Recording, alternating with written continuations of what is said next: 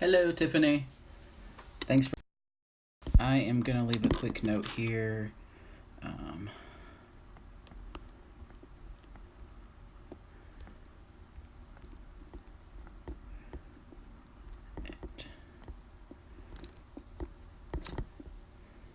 and then pinning it. Maybe. There you go. Finally made it. Yeah. We're going to be talking about Psalms today and kind of going over like who wrote it, kind of some context. And then I think next time we're going to talk about Psalms 22 and really go into more of a heavier discussion, more on the actual psalm itself versus like context and all of that. So I'm going to give it a few minutes to let everybody kind of start coming in, and then we'll talk about it. So, how are you doing? I know you were going through some stuff, so I hope you're doing better.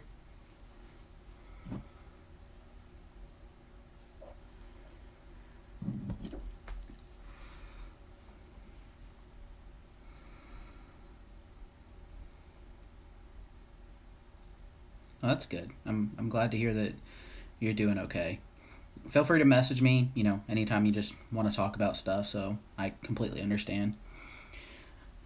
On a side note, I'm looking over here because this is the book that I got at Walmart. It was actually like half off or something, but it's got like Bible chapters, like explanations, maps, timelines, and stuff. So I've been kind of going through this, and it basically gives you the ability to do like study and stuff on it, like tabernacle, like Old Testament stuff. It talks about Psalms 23. I said Psalms 22 as wanting to do it next time, but it's actually Psalms 23 that I would like to go over next time whenever we do a study. But welcome to everybody. Forgiveness by Matthew West. What is that? I mean, obviously it's about forgiveness, but I didn't hear about that. I don't know what kind of book that is. But it's about 3 after, so I'll give it maybe 2 until 5:05 before we get started. We're going to be talking about who wrote Psalms, and I've got a whiteboard behind me, so I'm actually going to end up taking this and kind of flipping it around and stuff. You'll send me a photo. Okay, thanks. Yes, definitely send me a photo of the book because I'm an avid reader. If you can, well, I'll show you the bookcase, or if you've been on the live before, you would have seen the bookcase over there. And we've got lots of books. All are pretty much mine. Some are Chris's. He's got some Star Wars books, some manga, however you say it over there. But other than that, that's kind of what's going on over there. We've got like posters, and so we're a nerdy house, if you can't tell. Yeah, we're doing pretty good. The medication, so if anybody's been following like my personal stuff that's been going on, I had started getting, well, it all started with I was getting panic attacks, and the medication that I was on wasn't really helping me anymore. And so my doctors decided to switch me to something stronger, but I ended up having some severe side effects to that medication. I was dizzy, I was like falling, passing out, shaky, blurred vision. Like it was really, really bad side effects to the medication. And they couldn't stop me cold turkey, so they had to taper me off. And I started getting like vertigo, and it was pretty crazy. I ended up having to go to urgent care. Can you please give a brief description of your perspective? Oh, of Psalms, I guess, is that what we're talking about? Yes, I am better. I ended up getting put on some medicine. Vertigo is a lot better now, so I'm able to go back to work here in about a week or so. They just want me to stay out just to let everything even out. So, all right, so we're just going to go ahead and get started now that people are rolling in, and we are going to talk about Psalms, who wrote it, all of that. So the first thing I wanted to go over is kind of like what Psalms is, the book of Psalms, what it's about. So if anybody wants to answer that, I just kind of want to see what you guys believe or think about Psalms. Like, what is it? What is it about? Like, what was the point of Psalms? If anybody wants to chime in, there's no wrong answers really. The Book of Psalms is very, I guess, poetic in a sense, and so a lot of people can read into it and can see a lot of their life just like any other poetry. So I am curious as to what everybody else thinks about Psalms or anything. I don't know if we're on a delay or what, but I will wait. So if there's some silence, I apologize.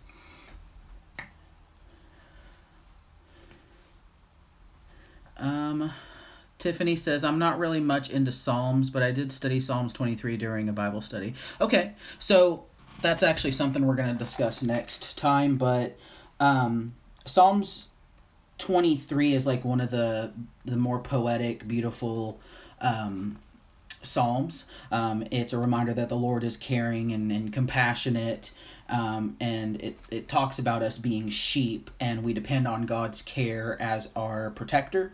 And so that it's very, beautifully written, and that's something that I definitely want to go over next time. So I guess I'll just dive into it. So Psalms, the book of Psalms, and by the way, I'm reading my notes over here, so if I'm not looking at you, that's what's happening. So the book of Psalms is the longest book in the Bible. It has one of the most diverse aspects. It deals with subjects of God being his creation. It talks about war, worship, wisdom, sin, evil, judgment, justice, and the coming of the Messiah. So there's a lot packed into Psalms. It goes from, understanding God's creation. It takes us through different battles, different hardships, stuff that David went through when he was, fleeing. It just so much packed into it. Now, the book of Psalms is a collection of prayer. It's a collection of poems and hymns that focus on the writer or the worshipers, whoever read it or whatever, thoughts on God and, praise, adoration, all of that. Okay, it's fine if you have to leave. BLK, I don't know how to say your name. That it says, that was a great reminder. It is a book listed as a book of poetry. It contains praises, laments, and other forms of poetry. Yes, that's exactly what it is. It's a book that's meant to be used.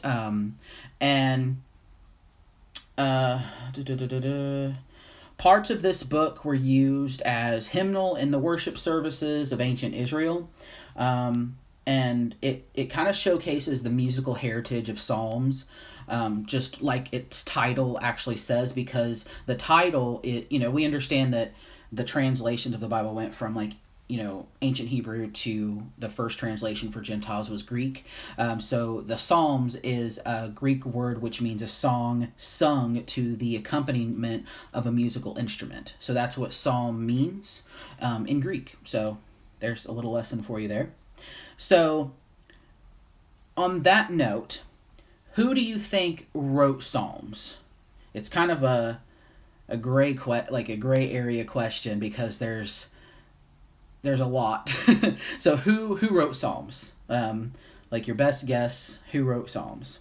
Because we know David. Everybody knows that David wrote Psalms, but there's more to it. Hello, welcome. We just got talking about what Psalms is, and that is a book of poetry, hymns, and praise, worship, those kinds of things.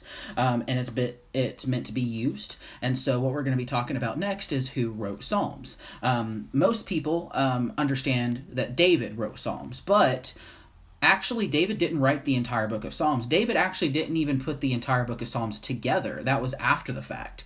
So I've got a whiteboard behind me, and we are going to talk about who wrote Psalms and kind of go from there. So we're going on a journey. Alrighty, let's flip you around here. All right, so here we are. So who wrote the book of Psalms? So we think that David wrote the book of Psalms. So I'm going to put that there. Okay? So we have David. And who is David? So that's something I guess that we maybe want to talk about. David, let me see. So we understand that David is the anointed king. He's chosen by God to be the next in line for the king. He killed Goliath. All right. So he is the anointed king by God. He killed Goliath. I think I spelled that right.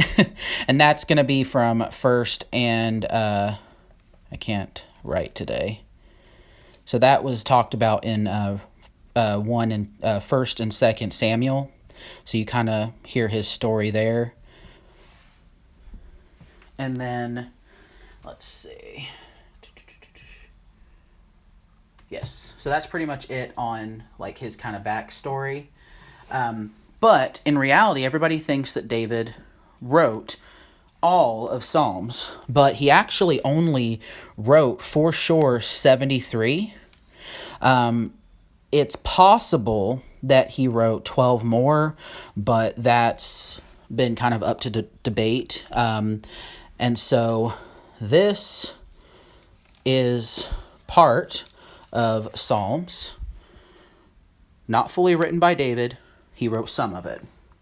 The next one that people aren't aware of is Asaph. I'm probably saying it wrong. But Asaph is how it's spelled, is the next person to write Psalms. And Asaph is actually just a placeholder because Asaph is actually the family of Asaph. So Asaph and his sons were ordained by David to lead the people in worship and were recommissioned when Nehemiah rebuilt Jerusalem. You can see that in First Chronicles. And so we'll just say David's worship leader. That's how we'll say it, is David's worship leader. Okay? And they wrote, like the family of Asaph, wrote 12 of the Psalms. So there's that. Keep in mind there's 150 of them out there of Psalms. So we've got David who wrote about 73, maybe a little more than that. And then we've got Asaph who wrote 12, and Asaph is the family who were ordained by David to be worship leaders and everything. And then we've got Korah. I'm going to use a different marker color for that, trying to keep everything legible. So we've got Korah, not to be mistaken with the legend of Korah. All right. So there's that one. Okay. Well, you can't even read the name. You get the idea. All right. So Korah is another family that wrote the Bible, just like the Asaph, which was a family that was ordained for worship and leadership. The Korah or Korah, however you say it, they were another family. And I'm sorry if it moves. I'm reading stuff too. Let's see. So you see back in the book of Numbers, a man named Korah rebelled against Moses and Aaron, and God caused the earth to swallow him up. His sons survived and continued to serve in the house of the Lord. They share Psalms with the wise man Haman. Psalms 88 they actually co-wrote together. So with the Korah family, they wrote 11 Psalms together. So I'm going to put, they were a major Levite family, and they wrote 11 psalms. All right, so there's that.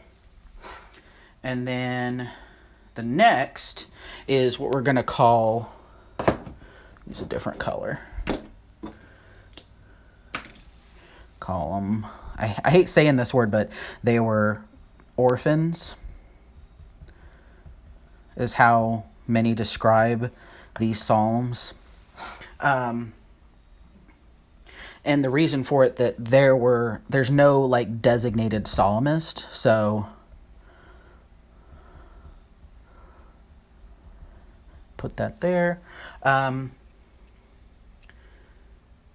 Most people think, or most historians believe, that they were like tradition, like they came about by tradition and like word of mouth and over time and just shared. And they think that possibly the scriber who put together Book of Psalms. So they think that possibly the person that got all of these different writings and put them all together, they think that that's the writer who wrote the orphans, but they're not 100% sure. So they kind of just call them the orphans. And that's about 50 is what they're thinking, about 50 of those. And then, let's see.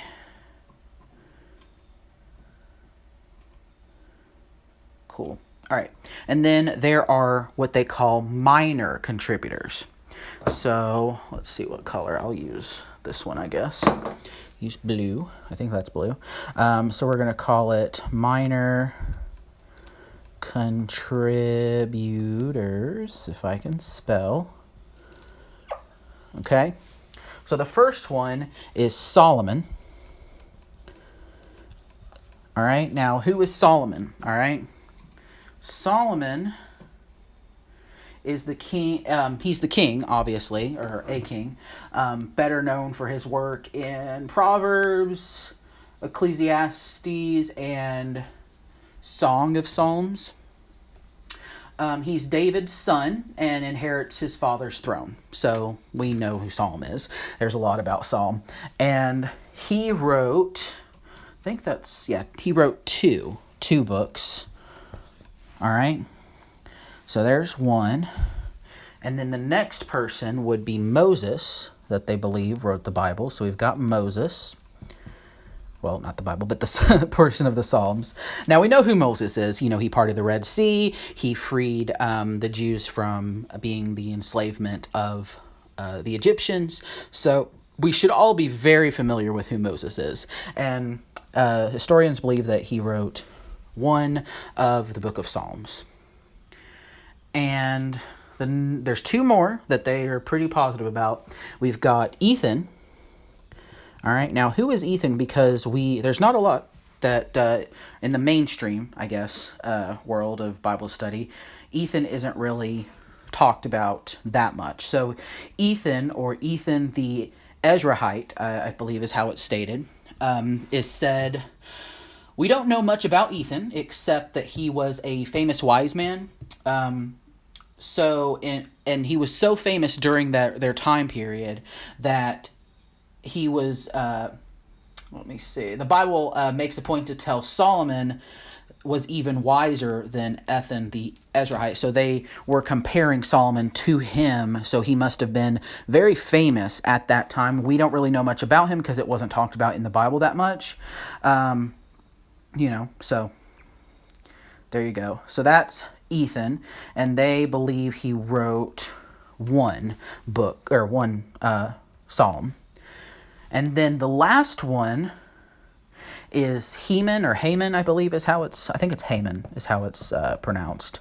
So Haman, we mentioned that I believe, was it the Korah or path co-authored with Haman.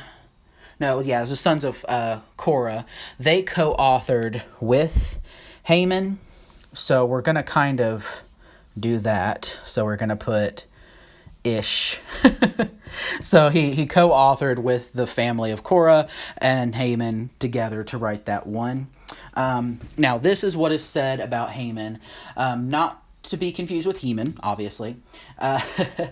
He was a wise man who co-authored the 88th Psalm with the sons of Korah. His brother Ethan wrote a psalm as well. So these two are actually brothers, just for reference. But yeah, they co-authored, and that was Psalm 88 is what Haman and the family of Korah co-authored together. So that was a lot to write about in the 21 minutes that I've been live, but I thought that could be a starting ground before we really get into reading the book of Psalms and just knowing kind of where everything came from. And I'll probably leave this up so that we can reference back to it when we go deeper into Psalms. Next time I want to do Psalms 23, so make sure you read that, or at least portions of it, or a condensed version of it, because we're really going to dive into it next week on Wednesday at 5 p.m. Eastern Time, per usual. And yes, I will be posting this on our YouTube channel, and I'll flip this back around. There we go. You can see me now. So yes, I will be posting this on our YouTube channel and posting it around all the social media. It'll also be on Instagram Live for the next 24 hours. And if you have questions, leave them in the comments. And I think we're going to go ahead and wrap up this session, and I will see you in the next one. Bye.